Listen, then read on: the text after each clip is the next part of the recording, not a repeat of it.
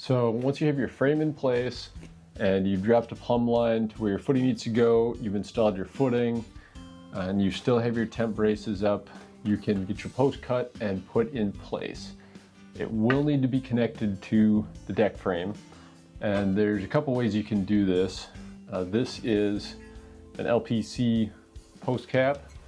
This can be stuck on the outside of the beam and the post, and you'd also put one on the inside, and you'd nail through these holes with 3-inch nails into both the post and the beam. And this works best on drop beams, but you might have noticed that it doesn't exactly fit because we have a joist here. I can't slip it in on the back side here. So if you have a drop beam, use these. If you don't have a drop beam and you're using a flush beam like this for whether you want a cleaner look or whatever, these 6 1/4 inch SWD screws work great because you can take these and go through the post and basically toenail through the post into your beam on both sides, and it's gonna do the same job as that post cap. So these, you would just take one of these jigs and you put it right beneath your each beam layer, get your screw started. Once it's started, remove the jig and go all the way up into that beam layer. And these are nice because you don't need to worry about this joist back here that's in the way, and don't have to work around it with some other odd connector. But that would be how you get your post connected. Of course, you're gonna have to connect to your footing at the bottom. So once you know where your footing is going, you're probably gonna put whatever footing is easiest for you or works for the soil that you're in or the city's approving. That may be a diamond pier, helical, concrete, but whatever that footing is, you're gonna wanna end up with some sort of saddle for your 6x6 on the top of that footing. If you're using a helical, it likely came with one already, but if you have concrete or diamond piers, you should end up with a bolt sticking out of the top so that you can take a base like this and let that bolt go through that hole, and you can put it on top of the footing.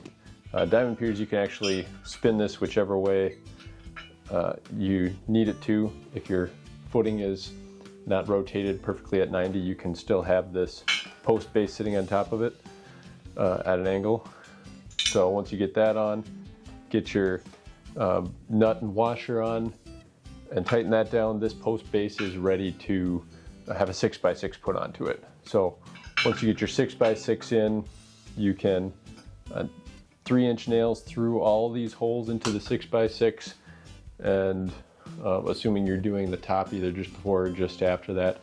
But once you fasten this at the bottom and you've screwed down or connected the post at the top, your posts are all set. And do that to all your posts, then you can remove your temp bracing and your deck should stay pretty stable and you're ready to get going on decking, railing, stairs, whatever you have next. If you decide to use diamond piers for your footings, they're pretty simple, straightforward. They will require you to rent a jackhammer ahead of time. So you want to get a jackhammer after your frame is in place and you've dropped your plumb line so that you know where your footings are going. So once you have your footings marked, go out, get your jackhammer, bring it back, and then to get a diamond pier started, you'll need to dig a hole just enough for half of this footing to be buried. And you do that so that the piers can have a solid entry point into the dirt. If you want to put pea gravel down, it does help level these better because you'll want to level this before you start pounding the pins in. Set your mini level on top of this flat part here, and then get it level. Then you take these giant pins, take the black plugs. Do not forget this part. It will be a pain later if you do. Put these plugs all the way inside. You probably need a hammer. All the way inside these pins, and then these pins will get pounded into the diamond pier with a jackhammer, and do a little bit on each pin at a time. Go watch the diamond pier video. They go into a lot more detail on this. And then once those pins are in, you're ready for an inspection. So before you put these gray caps on the ends of the pipes, you'll want to get your deck inspected, because what they'll do is they'll take a tape measure, run it down inside this pipe, make sure it goes down all the way according to what that footing needs. And once those pins are in, you can then put your post base in place, bolt it on, put your 6x6 in place, connect it at the top, connect it at the bottom, and that's as simple as diamond piers. Don't forget to take your jackhammer back, and you're good to go. One of the final things we'll have to add to our deck frame is a hurricane tie. These usually come in 4 packs, and it's usually only 1 pack per deck.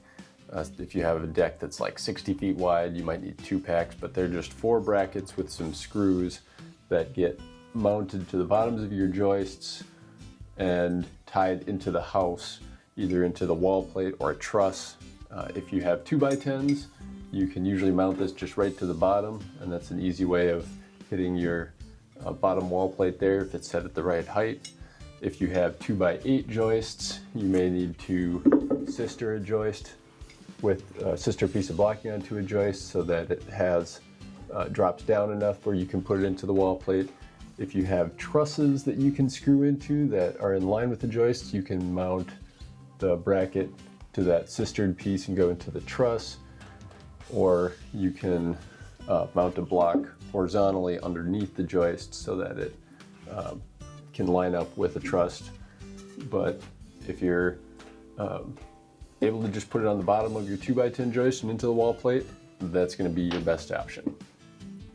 These brackets are supposed to be spaced with 1 on each of the outside rims, and then 2 spaced evenly in between on the joists. I think you can round to the nearest joist. You don't have to get it exactly to the inch. So this will get screwed here onto the underside of this, and then a long lag screw will go through this piece, through the ledger, and into the wall plate behind it, and then we'll have little 1.5-inch screws that hold it into the joist. So we're just going to put some of these little screws in. The screw that they come with is usually a long screw, at least for this Simpson DTT1Z kit. There are a couple different kinds. They might look different, but they all perform the same function. So that having that long screw will allow us to put this out past the joist hanger, and that screw will still go far enough into the ledger.